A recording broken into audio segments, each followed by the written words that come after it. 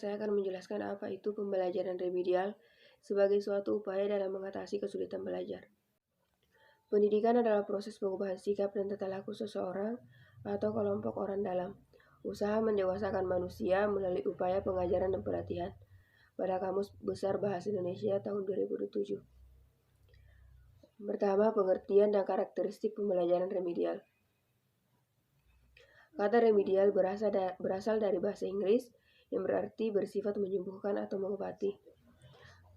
Hal ini berarti bahwa pembelajaran remedial adalah pembelajaran yang bersifat menyembuhkan sehingga menjadi baik atau sembuh dari masalah. Pembelajaran yang dirasa sulit, Mukhtar dan Rusmini pada tahun 2005 mengemukakan pembelajaran remedial adalah proses pembelajaran yang berupa kegiatan perbaikan yang terprogram dan sistematis, sehingga diharapkan dapat mempercepat ketuntasan belajar siswa. Pengajaran remedi sebagai upaya guru atau tanpa bantuan atau kerjasama dengan ahli atau pihak lain untuk menciptakan suatu situasi kembali baru berbeda dari yang biasa yang memungkinkan individu atau kelompok siswa dengan karakteristik tertentu lebih mampu mengembangkan dirinya, meningkatkan prestasi, penyesuaian kembali seoptimal mungkin sehingga dapat memenuhi kriteria keberhasilan minimal yang diharapkan. Dengan melalui sesuatu proses interaksi yang berencana, terorganisasi, terarah, terkoordinasi, dan terkontrol lebih memperhatikan taraf kesesuaiannya terhadap keagamaan kondisi objektif individu atau kelompok siswa yang bersangkutan, serta daya dukung sarana dan lingkungannya. Melalui Permendikbud nomor 103 dan 104 tahun 2014, pemerintah secara tegas menyatakan bahwa sistem yang direncanakan adalah sistem penilaian berkelanjutan, di mana semua indikator ditagih kemudian hasilnya dianalisis untuk menentukan keadaan yang telah dikuasai, serta untuk mengetahui kesulitan siswa.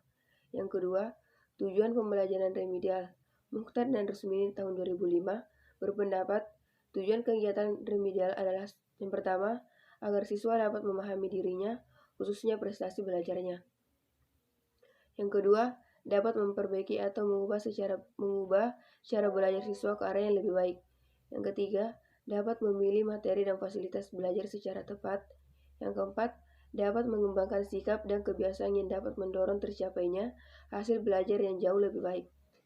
Yang kelima, dapat melaksanakan tugas-tugas belajar yang diberikan kepadanya setelah ia mampu mengatasi hambatan-hambatan yang menjadi penyebab kesulitan belajarnya dan dapat mengembangkan sikap serta kebiasaan yang baru dalam belajar. Prinsip pembelajaran remedial. Beberapa prinsip yang perlu diperhatikan dalam pembelajaran remedial sesuai dengan sifatnya. Sebagai pelayanan khusus antara lain, Subreningrum 2013 menyatakan, yang pertama adaptif. Program pembelajaran remedial hendaknya memungkinkan siswa untuk belajar sesuai dengan kecepatan, kesempatan, dan gaya belajar masing-masing.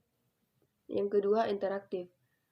Pembelajaran remedial hendaknya memungkinkan siswa untuk secara intensif berinteraksi dengan pendidik dan sumber belajar yang tersedia.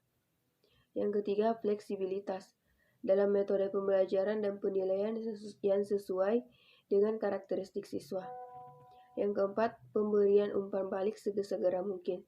Yang kelima, kesinambungan dan ketersediaan dalam pemberian pelayanan.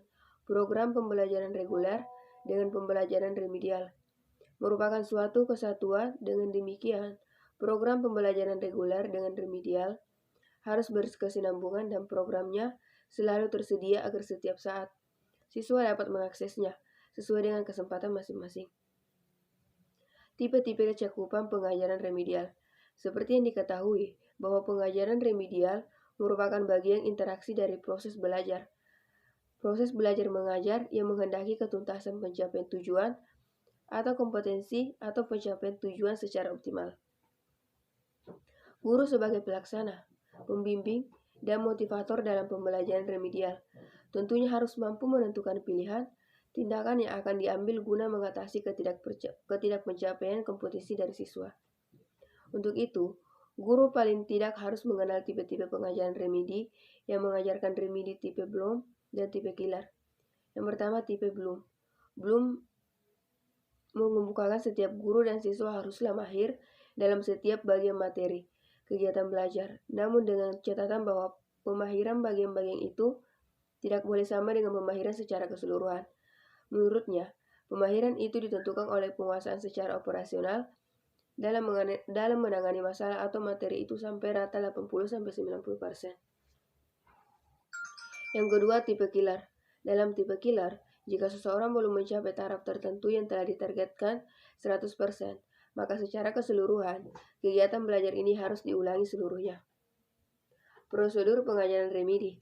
Menurut Arifin pada tahun 2009, dalam melaksanakan pembelajaran remedi, langkah-langkah yang harus ditempuh adalah sebagai yang pertama, menganalisis kebutuhan, yaitu mengidentifikasi kesulitan dan kebutuhan siswa. Yang kedua, merancang pembelajaran yang meliputi rencana pembelajaran, merancang berbagai kegiatan, merancang belajar bermakna, memilih pendekatan atau metode atau teknik merancang bahan pembelajaran. Yang ketiga, menyusun rencana pembelajaran, yaitu memperbaiki rencana pembelajaran yang telah ada, di mana beberapa komponen disesuaikan dengan hasil analisis kebutuhan siswa. Baiklah, itu saja yang dapat saya sampaikan. Wassalamualaikum warahmatullahi wabarakatuh.